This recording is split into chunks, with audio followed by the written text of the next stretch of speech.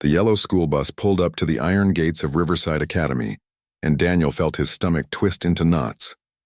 Through the window, he could see students walking in groups, laughing and chatting like they owned the world. Their backpacks looked brand new, their shoes pristine and expensive. Daniel looked down at his own sneakers, the ones his mom had bought from the discount store 3 months ago. They were already showing signs of wear, the white rubber turning gray no matter how many times he scrubbed them. He was the last one to step off the bus.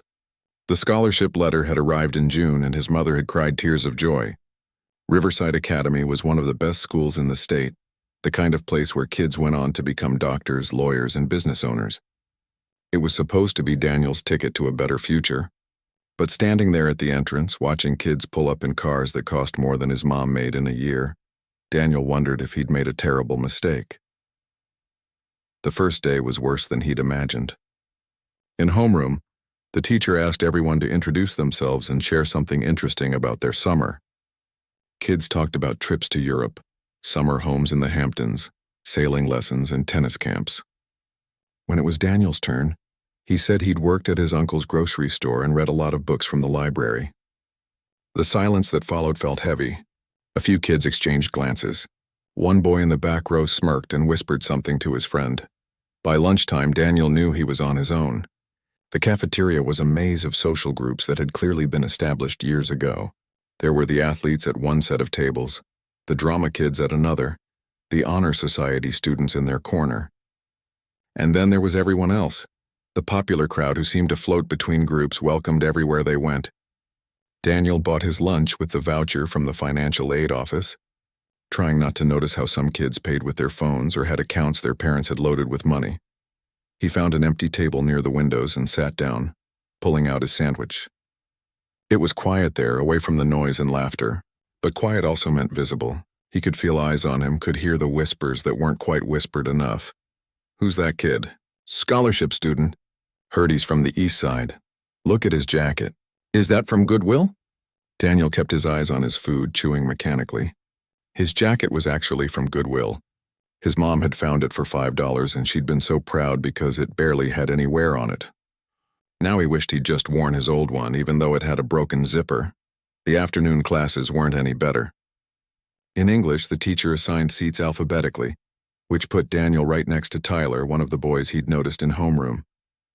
Tyler wore a watch that probably cost more than Daniel's mom's car payment. He spent most of the class texting under his desk, something the teacher either didn't notice or didn't care about. When Daniel accidentally bumped Tyler's arm while reaching for his notebook, Tyler pulled away like he'd been burned. "Watch it," Tyler muttered, loud enough for others to hear. "Sorry," Daniel said quietly. "Yeah, whatever." The message was clear. Daniel wasn't welcome in Tyler's space, or anyone else's for that matter. After school, Daniel didn't rush to the bus like he wanted to. Instead, he wandered the halls, trying to look like he had somewhere to be. The building was beautiful in a way his old school had never been. There were trophy cases filled with awards, walls decorated with student artwork, and wide hallways that didn't smell like industrial cleaner. He turned down a corridor he hadn't noticed before and found himself in the arts wing. It was quieter here, away from the main buildings. The walls were painted a soft cream color, and bulletin boards displayed posters for last year's musical and art show. Daniel walked slowly, looking at each door. Dance studio, art room, theater, and then at the very end of the hall, a door marked simply, "Practice Room 3. He tried the handle, expecting it to be locked. It wasn't. The room was small and dimly lit, with just one window that looked out onto the football field. Chairs were stacked in the corner, and old music stands leaned against the wall. But what caught Daniel's attention was the piano.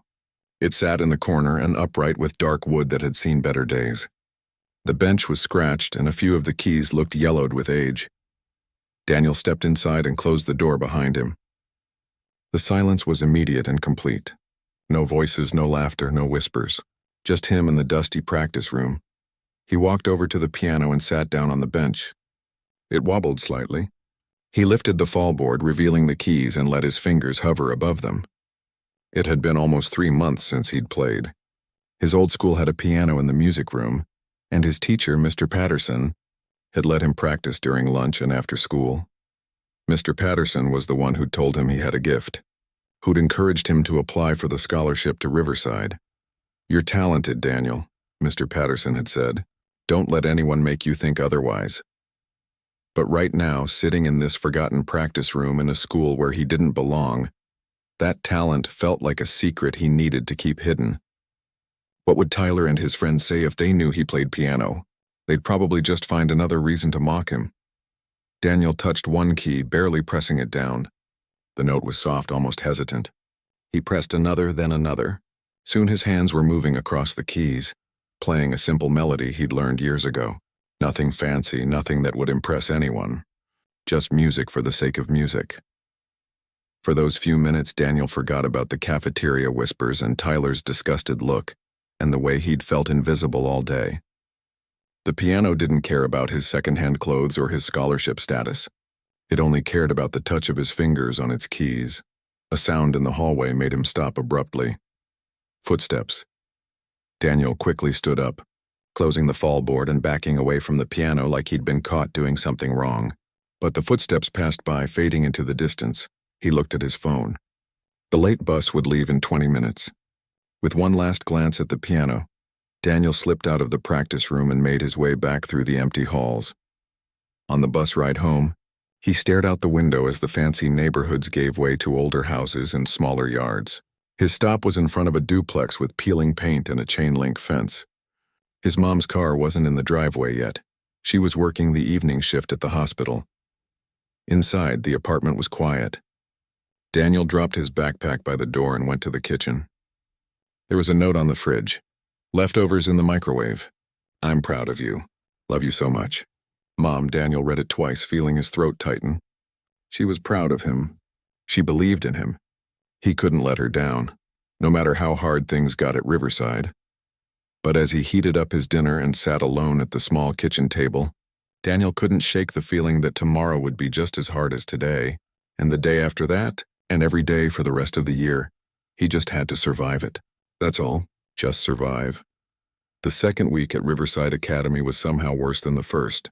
Daniel had hoped that maybe, just maybe, people would start to forget about him, that he could fade into the background and just get through each day unnoticed. But that's not what happened. It started on Monday morning. Daniel was at his locker trying to organize his books for first period, when someone bumped into him hard from behind. His chemistry textbook fell to the floor with a loud thud. He turned to see Tyler and two of his friends standing there, smirking. "Oh, sorry, man," Tyler said, his voice dripping with fake concern. "Didn't see you there." His friends laughed. Daniel bent down to pick up his book, his face burning. He could feel other students watching, some pretending not to notice, others openly staring. Nobody said anything. Nobody helped. By Wednesday, it had become a pattern. Someone would knock his books off his desk. Someone would accidentally step on his backpack in the hallway. In gym class, he was always picked last for teams, and his own teammates would groan when he was finally chosen. During lunch, if he sat at a table, people would suddenly remember they needed to sit somewhere else. The worst part wasn't even the bullying itself. It was the loneliness. Daniel had never felt so invisible and so visible at the same time. Invisible when he needed help or a friendly face. Visible when people wanted to remind him he didn't belong. Thursday afternoon, Daniel was walking to his last class when he heard laughter behind him. He didn't turn around. He'd learned that turning around only encouraged them. But then he heard Tyler's voice, louder than the others. "Hey, check this out." Daniel's blood went cold. He pulled out his phone during passing period and opened Instagram. There it was. A video of him in the cafeteria, eating alone, with the caption, "When you order your friend from Wish." It had been posted 2 hours ago and already had over 200 likes.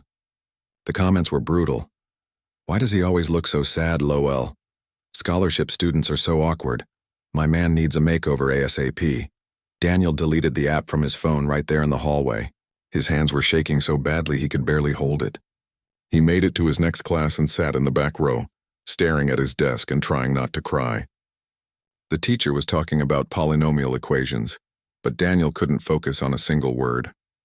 After the final bell rang, Daniel didn't head to the bus.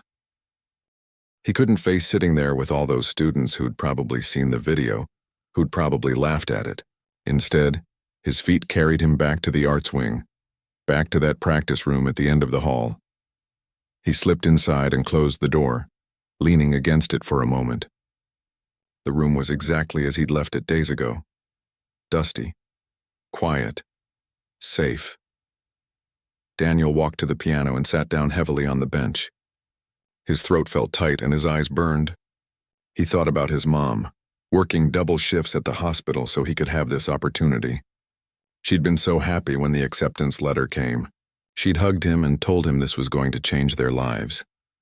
But sitting there in that empty practice room, Daniel wasn't sure anymore. Maybe this had been a mistake. Maybe he should just go back to his old school, where at least people knew him, where he had friends. He lifted the fallboard and placed his fingers on the keys. For a long moment he just sat there, not playing, not moving. Then slowly he began to press the keys. It started as random notes, no melody, no structure, just sound.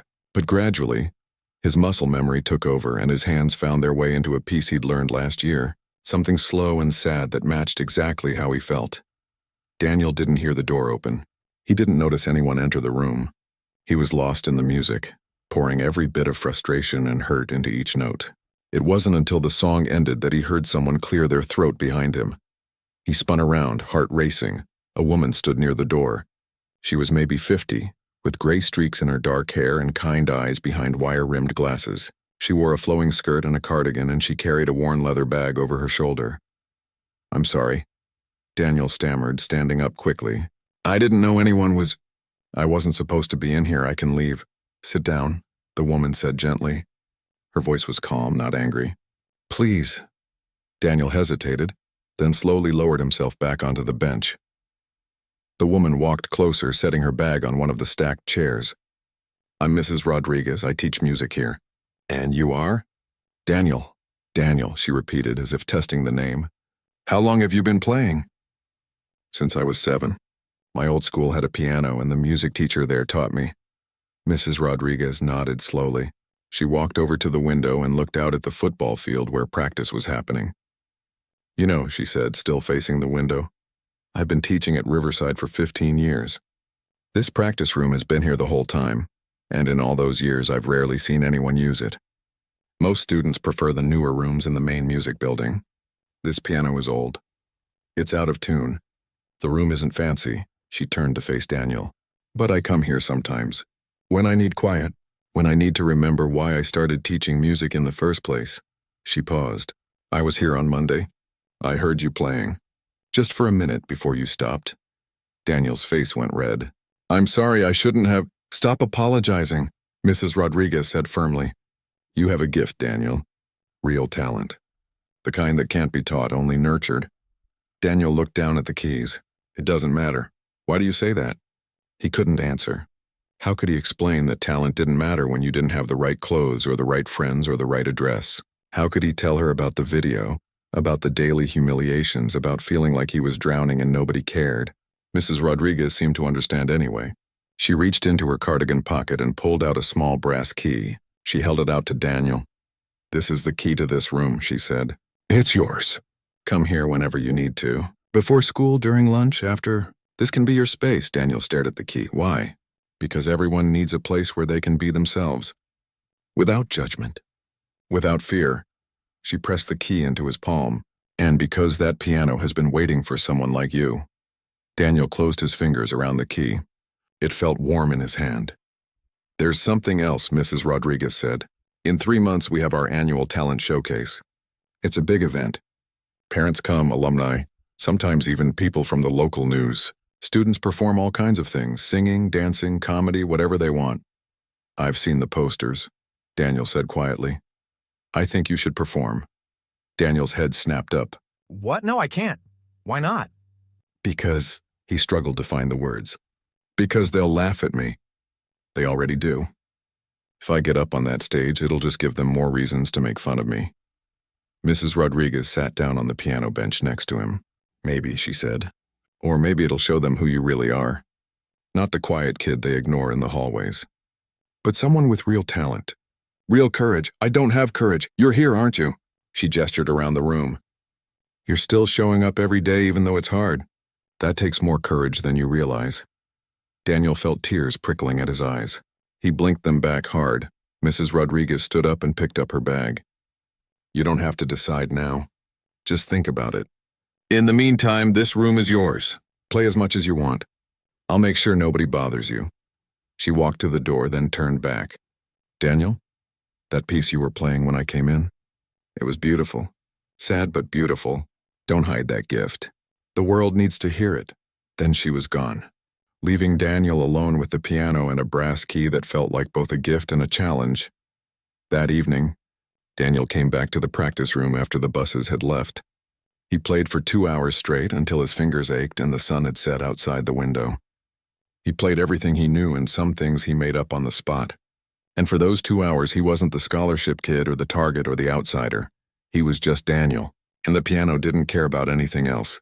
The practice room became Daniel's sanctuary. Every day during lunch, he'd slip away from the cafeteria and spend 40 minutes at the piano. Sometimes he practiced pieces he already knew.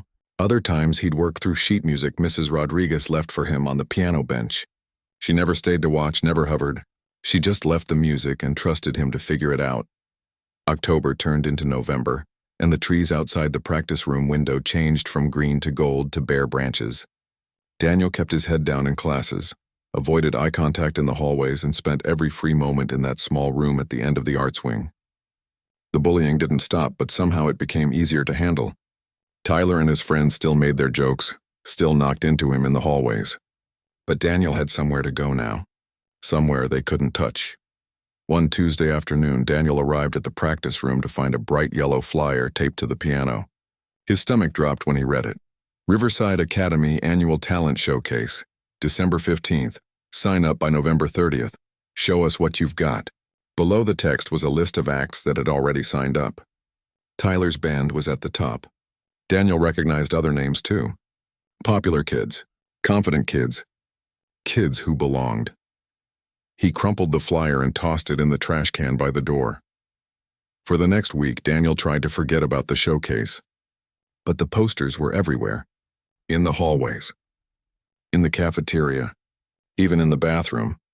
The whole school was buzzing about it. During lunch, he'd hear groups of students talking about what they were planning to perform, debating who would win the Audience Choice Award. Tyler's band was the favorite, apparently. They'd won the past 2 years and were confident they'd make it 3 in a row. Daniel overheard Tyler bragging about it in English class. It's basically guaranteed, Tyler was saying to his friends. Nobody else even comes close. This year we're doing an original song. It's going to blow everyone away. One of his friends noticed Daniel sitting nearby and smirked. Hey Tyler, did you see the sign-up sheet? Guess who else is performing? Daniel's blood went cold. He hadn't signed up. He'd thrown away the flyer. There was no way, Tyler said, laughing. Who? The scholarship kid. Tyler turned in his seat to look at Daniel. Seriously? What are you going to do? Stand up there and bore everyone to death? His friends cracked up. Daniel opened his mouth to say he hadn't signed up, that there was a mistake, but no words came out. The teacher walked in and class started, but Daniel couldn't concentrate. Someone had signed him up, but who? After class, he practically ran to the practice room. Mrs. Rodriguez was there, organizing sheet music on top of the piano. Did you sign me up for the talent showcase? Daniel asked, his voice shaking. She looked up calmly. Yes, I did. Why? I told you I didn't want to do it. I know what you told me, but I also know what you're capable of. And I think it's time everyone else knew too. You can't just... Daniel stopped, trying to control his anger. You can't make me perform. I'll just withdraw my name. You could, Mrs. Rodriguez agreed. The sign-up deadline is Friday. You have until then to back out. She placed a hand on the piano. But I hope you don't. Everyone's going to laugh at me. Maybe, at first. She pulled out the piano bench and sat down. Can I tell you something? When I was 16, I auditioned for the school orchestra. I played violin back then. I wasn't very good at it, but I loved it. During my audition, I was so nervous that I broke a string halfway through. Just snapped right in the middle of the piece. Daniel winced. The other students laughed. I ran off stage crying. I was humiliated. She smiled softly. But you know what? I went back the next year and auditioned again. And I made it, and I kept playing until I was good enough to teach others. That's different, Daniel said. You were trying out for orchestra. This is in front of the whole school. Parents, everyone. I know it's scary. But Daniel, you've been hiding in this practice room for 2 months, playing beautiful music that nobody hears. Don't you think it's time to stop hiding? Daniel felt tears burning in his eyes. You don't understand. They already hate me. If I get up on that stage and mess up, it'll be 1,000 times worse. And if you get up there and don't mess up? Daniel didn't have an answer for that. Mrs. Rodriguez stood and picked up her bag. You have until Friday to decide. But I've heard you play, Daniel. You're not going to mess up. The only question is whether you're brave enough to let them see what I see. She left him alone in the practice room. Daniel sat down at the piano and stared at the keys. His hands were shaking. That night he barely slept. He kept imagining himself on stage, the spotlight blinding him, hundreds of faces staring, waiting for him to fail. He imagined Tyler laughing, people recording him on their phones, the video going viral for all the wrong reasons. But he also imagined something else, something smaller and harder to picture. He imagined playing the way he did in the practice room when it was just him and the music. He imagined his mother in the audience, proud. He imagined Mrs. Rodriguez smiling. The next few days were torture. Daniel went back and forth 12 times. He'd decide to withdraw his name, then change his mind. He'd convince himself to go through with it, then panic and decide to back out. On Thursday night, he was at home trying to do homework when his mom came in from her shift at the hospital. She looked exhausted, but she smiled when she saw him. How was school, sweetie? Fine, Daniel said automatically. She sat down at the kitchen table across from him. Just fine, you've been so quiet lately. More than usual. Daniel closed his textbook. For a moment, he considered telling her everything. About the bullying. About the video. About the talent showcase and how terrified he was. But when he looked at her tired face, at the dark circles under her eyes from working so hard to give him this opportunity, he couldn't do it. There's a talent show at school, he said finally.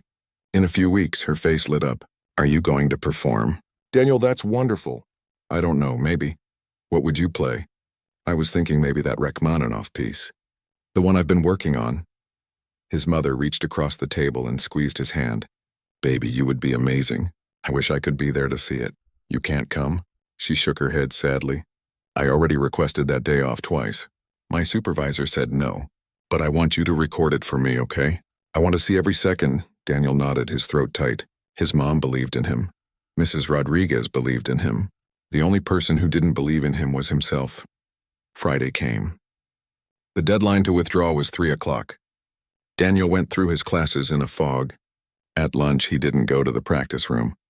Instead, he sat in the cafeteria, watching Tyler and his friends laugh at their table, watching all the students who fit in so easily, who never had to think about whether they belonged. At 2:45, Daniel stood outside the main office where the sign-up sheet was posted on the bulletin board. He could see his name there. Mrs. Rodriguez had written it in neat handwriting. Daniel Chen, piano performance. All he had to do was cross it out. Tell them he'd changed his mind. Go back to being invisible. His hand reached up toward the paper. Thinking of backing out? Daniel turned to see Mrs. Rodriguez standing behind him carrying a stack of papers. I'm scared, Daniel admitted. Good. That means it matters to you. She adjusted the papers in her arms. You know what the difference is between courage and fearlessness? Fearless people don't understand the risk. Courage is being afraid and doing it anyway. What if I'm not good enough? You are. But even if you weren't, trying would still be worth it. She looked at the sign-up sheet, then back at Daniel. The question isn't whether you're good enough. The question is whether you're going to let fear make your decisions for you. The bell rang. 3 o'clock. The deadline had passed. Daniel's name stayed on the list. Mrs. Rodriguez smiled. I'll see you at practice on Monday. We have a lot of work to do. She walked away, leaving Daniel staring at his name on the paper. His heart was pounding. He'd done it. He was really going to perform in front of the entire school. He had 3 weeks to prepare, 3 weeks to practice, 3 weeks to try not to think about everything that could go wrong. Daniel walked back to the practice room and sat down at the piano. He placed his hands on the keys and began to play. This time he wasn't playing to hide or escape. He was playing to prepare, to get ready for the moment that would either prove everyone right about him or show them they'd been wrong all along. The music filled the small room, and for the first time since signing up, Daniel felt something other than fear. He felt determination. The next 3 weeks passed in a blur. Daniel spent every spare moment in the practice room, his fingers moving across the keys until they ached. Mrs. Rodriguez had chosen the piece for him, Rachmaninoff's Piano Concerto No. 2. It was ambitious. Maybe too ambitious, but she insisted he could handle it. This piece has emotion, she'd told him during one of their practice sessions. It's not just about hitting the right notes. It's about making people feel something. And you, Daniel, you know how to do that. Daniel wasn't so sure, but he practiced anyway. Early morning before school. During lunch, after classes until the janitor came by to lock up the building. His mom noticed the change in him. She'd hear him humming melodies while doing dishes, see his fingers tapping rhythms on the kitchen table. "You're really taking this seriously," she said one evening. "I have to," Daniel replied. "Everyone's expecting me to fail, then prove them wrong. If only it were that simple." At school, the bullying had taken on a new tone. Tyler and his friends had seen Daniel's name on the performance list and they weren't letting him forget it. "Hey, Danny boy," Tyler called out in the hallway one morning. "You ready for your big debut? Should we bring tomatoes to throw?" His friends laughed. Daniel kept walking. In the cafeteria, someone had edited the showcase poster to add comedy act next to Daniel's name. The teachers took it down, but not before half the school had seen it and taken pictures. The worst part was the expectations. People weren't just ignoring Daniel anymore. They were actively anticipating his performance, not because they thought he'd be good, but because they wanted to see him fail. He'd overhear conversations in the halls. "I'm definitely going to the showcase this year. This is going to be hilarious. Someone better record it. I need to see this. $10 says he doesn't even show up." Daniel's anxiety grew with each passing day. He'd wake up at 3 in the morning, his heart racing, imagining everything that could go wrong. He'd freeze on stage. He'd forget the notes. His hands would shake too badly to play. The piano would be out of tune. The bench would be too high or too low. Mrs. Rodriguez noticed his spiraling thoughts during their practice sessions. "You're overthinking," she said, stopping him mid-piece. "Listen to what you're playing. You're hitting every note perfectly, but there's no heart in it. You're playing scared. I am scared, I know. But you can't let fear control the music. The music has to be bigger than the fear." She sat down next to him on the bench. "Close your eyes." Daniel hesitated, then did as she asked. "Now play. Don't think about the showcase. Don't think about the audience. Don't even think about the notes. Just feel the music." Daniel placed his hands on the keys and began to play. With his eyes closed, he couldn't see the practice room or worry about who might be listening. There was only the piano and the sound filling the space around him. His fingers moved more naturally, finding expression in every phrase. The music swelled and softened, carried emotion he didn't even know he'd been holding back. When he finished, he opened his eyes. Mrs. Rodriguez was smiling. "That's the performance they need to see," she said softly. "That's the real you." The week before the showcase, the rehearsals began. All the performers had to run through their acts in the actual auditorium, on the real stage. Daniel's time slot was Thursday afternoon. He walked into the auditorium with his backpack slung over one shoulder. The space was enormous, much bigger than he'd imagined. Rows and rows of red velvet seats stretched back into darkness. The stage was elevated, with professional lighting rigs hanging from the ceiling. In the center sat a grand piano, not the old upright from the practice room, but a sleek black instrument that looked expensive and intimidating. A few other students were scattered in the seats waiting their turn to rehearse. Tyler and his band were on stage finishing up their sound check. Their music was loud, energetic, full of electric guitars and drums. The small audience of students watching clapped and cheered when they finished. Tyler unplugged his guitar and saw Daniel standing in the aisle. "Oh, look, the opening act is here," he announced into the microphone. His voice echoed through the auditorium. "Hope you guys brought earplugs." Laughter rippled through the room. The stage manager, a harried-looking teacher Daniel didn't recognize, waved him forward. "You're up. Let's make this quick." Daniel climbed the stairs to the stage. Under the bright lights, he couldn't see the audience anymore. Just darkness beyond the edge of the stage. He walked to the piano and sat down, adjusting the bench. His hands were already shaking. "Whenever you're ready," the stage manager called from somewhere in the darkness. Daniel placed his hands on the keys. They felt different from the practice room piano, smoother, more responsive. He took a breath and began to play. He made it through the first section perfectly, But then about a minute in, his mind started wandering. He thought about the showcase, about all those seats being filled with people, about Tyler and his friends in the audience waiting for him to mess up. His fingers stumbled over a run of notes. He tried to recover but hit a wrong chord. The sound echoed through the auditorium, harsh and obvious. He stopped playing.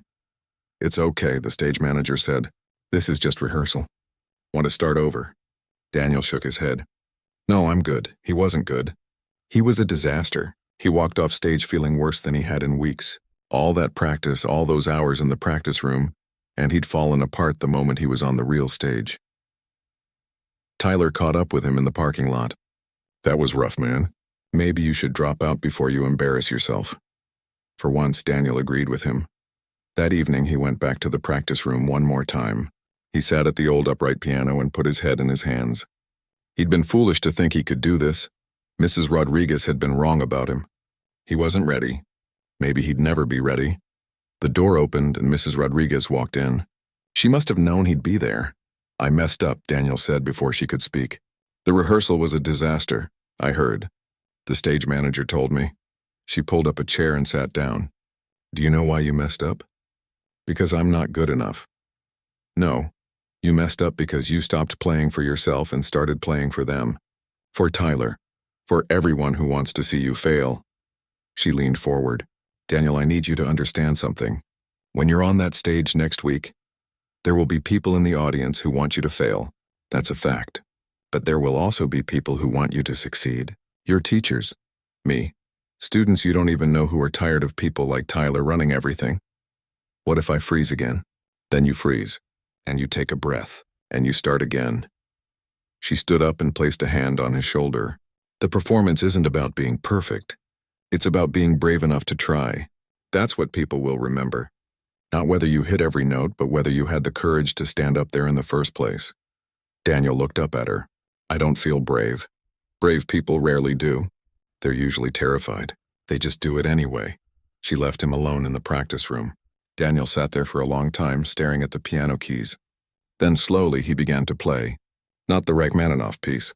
Just simple melodies, songs he'd learned as a kid, music that made him feel calm. The showcase was in 6 days.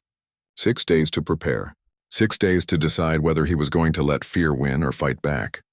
Daniel played until the sun set outside the window, and the janitor knocked on the door to tell him it was time to go home. As he walked through the empty hallways toward the exit, he passed the showcase poster hanging on the wall. His name was still there, right between Tyler's band and a girl doing a comedy routine. He pulled out his phone and texted his mom. "The showcase is Friday at 7. I know you can't make it, but I wanted you to know I'm really doing this."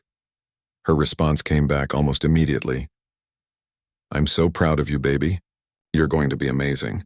I'll be thinking of you every second." Daniel put his phone away and pushed through the front doors into the cold December evening. The fear was still there, sitting heavy in his chest. But underneath it, something else was starting to grow. Not confidence exactly, not yet, but determination. The kind that comes from knowing you've already survived the worst and you might as well see what happens next. One way or another, Friday night would change everything. Friday arrived faster than Daniel wanted. He barely slept the night before, tossing and turning while running through the piece in his mind. When his alarm went off at 6, he'd already been awake for 2 hours. School felt surreal that day. Everyone was buzzing about the showcase. Students wore special outfits. Performers carried instruments and props through the halls. Tyler walked around like he owned the place, his guitar case covered in stickers, soaking up the attention. Daniel kept to himself. During lunch, he didn't go to the practice room. He couldn't. If he sat at that piano one more time, he'd either play perfectly or fall apart completely, and he didn't want to know which one it would be. Instead, he sat in the library, trying to read the same page of his history textbook over and over. At 3 o'clock, performers were told to report to the auditorium for final preparations. Daniel walked through the hallways one last time as just another student. In a few hours, everything would be different. One way or another, the auditorium backstage was chaos. Students ran around in costumes, dancers stretched in corners. Someone's speaker wasn't working right. Tyler and his band had claimed the largest dressing room, their music already thumping through the walls. Daniel found a quiet corner and sat on the floor, his back against the wall, trying to steady his breathing. Mrs. Rodriguez found him there an hour before the show started. "How are you holding up?" she asked, sitting down beside him. Terrified. "Good answer." She handed him a water bottle. "The most important thing to remember is to breathe. If you feel yourself getting nervous on stage, take a breath. The audience will wait. What if I mess up like I did in rehearsal? Then you mess up. And you keep going. The only way you truly fail tonight is if you walk off that stage before you're finished." She looked at him seriously. "Daniel, no matter what happens out there, I want you to know I'm proud of you. Just for being brave enough to try." Daniel nodded, not trusting himself to speak. At 6:45, the stage manager called everyone together for final instructions. Daniel learned he was performing 7th out of 12 acts. Tyler's band was performing 5th. As they gathered in the wings, Daniel could hear the auditorium filling up. Voices, laughter, the rustle of programs. Through a gap in the curtains, he caught a glimpse of the crowd. Every seat was full. Parents with cameras, students, teachers, the principal in the front row. His stomach lurched. The lights dimmed. The audience quieted. The show began. Daniel watched the first few acts from the wings. A girl sang a pop song. 2 boys did a comedy sketch that got decent laughs. A dance crew performed a hip-hop music. The audience clapped politely after each performance, but Daniel could feel them waiting for the acts they really cared about. Then Tyler's band took the stage. The audience erupted in cheers before they'd even played a note. Tyler grabbed the microphone with confidence, his bandmates falling into position behind him. They launched into their original song, and Daniel had to admit they were good. Really good. The music was tight, Tyler's voice was strong, and they commanded the stage like they'd been born to perform. Students in the audience sang along to the chorus. When they finished, the applause was deafening. Tyler soaked it in, bowing dramatically, pointing to his bandmates. They walked off stage like champions, high-fiving each other. A dance solo went next, then a girl playing acoustic guitar and singing. Daniel barely registered them. His heart was pounding so hard he could hear it in his ears. "Daniel Chen, you're up next," the stage manager whispered. "Get ready." Daniel stood on shaky legs. He walked to the edge of the stage, hidden behind the curtain. He could hear the girl finishing her song, could hear the applause. His hands were trembling. Mrs. Rodriguez appeared beside him one last time. "Remember," she whispered, "play for yourself, not for them." The girl left the stage. The stage manager motioned to Daniel. This was it. Daniel walked out onto the stage. The lights were blinding at first. Then his eyes adjusted and he could see them. Hundreds of faces staring up at him. He heard whispers, a few scattered laughs. Someone in the back shouted something he couldn't quite make out. His feet felt like lead as he crossed to the piano. He sat down on the bench and adjusted it slightly. His hands were shaking so badly he had to clench them into fists for a moment. The auditorium wasn't completely quiet. He could hear people talking, shifting in their seats, waiting to see what the scholarship kid would do. Daniel placed his hands on the keys. They felt cold under his fingers. He took a breath. Mrs. Rodriguez's words echoed in his mind. "Play for yourself." He pressed the first key. The opening notes of Rachmaninoff's Piano Concerto No. 2 filled the auditorium, soft at first, almost hesitant, but as his muscle memory took over, his fingers moved with more confidence. The melody began to build, each note flowing into the next. The talking in the audience stopped. Daniel closed his eyes. He wasn't in the auditorium anymore. He was back in the practice room with the afternoon sun coming through the window. It was just him and the piano and the music that had saved him these past 3 months. Every lonely lunch, every cruel laugh, every moment he'd felt invisible. He poured it all into the keys. His fingers flew across the piano, the music swelling and building. This piece that had seemed impossible 3 weeks ago now felt like an extension of his own heartbeat. The notes came not from memory but from somewhere deeper. From every emotion he'd been holding back since that first day at Riverside Academy. The music shifted from melancholy to powerful, from soft to thunderous. His hands moved faster, the complexity of the piece evident in every measure. This wasn't simple piano playing. This was something rare, something real. The kind of performance that happens when technical skill meets genuine emotion. Daniel had forgotten about the audience completely. He was lost in the music, in the story he was telling through sound. The piece built to its climax. his fingers dancing across the keys with a precision and passion that seemed impossible from someone so young. And then gradually it softened again. The final notes came gentle and bittersweet, hanging in the air like a question. Daniel played the last chord and lifted his hands from the keys. Silence. Complete, absolute silence. Daniel opened his eyes. For a terrible moment he thought he'd somehow failed, that the silence meant they hated it. But then he looked out at the audience and saw faces staring back at him in stunned amazement. Some people had tears in their eyes. Others sat frozen like they couldn't quite believe what they'd just heard. Then someone started clapping. It started in the back and spread like wildfire. Within seconds, the entire auditorium was on their feet, a standing ovation that shook the walls. People weren't just clapping politely. They were cheering, whistling, some wiping their eyes. Daniel saw teachers in the front row standing with their hands raised high, clapping with genuine enthusiasm. The principal was on her feet. Mrs. Rodriguez stood in the wings with tears streaming down her face. Daniel stood up from the piano bench on shaky legs. He faced the audience and bowed, his own eyes burning with tears he'd been holding back for months. The applause continued, rolling over him in waves. It went on for what felt like forever. 2 minutes, 3. People kept clapping, kept standing, kept showing him that they'd seen him. Really seen him. Not the scholarship kid, not the target, but Daniel. The real Daniel.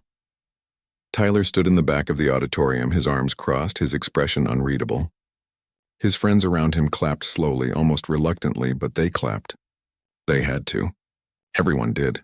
When Daniel finally walked off stage, his legs almost gave out. Mrs. Rodriguez caught him and pulled him into a hug. "I told you," she whispered. "I told you they needed to hear it." The rest of the show passed in a blur. More acts performed, but Daniel barely noticed. Other students came up to him backstage, people he'd never spoken to before, telling him how amazing he was. A few even apologized for how they'd treated him. By the time the show ended and they announced the Audience Choice Award, Daniel didn't care anymore. He'd already won something bigger, but they called his name anyway. Daniel walked back on stage to accept the trophy, a small golden music note on a wooden base. The applause started again.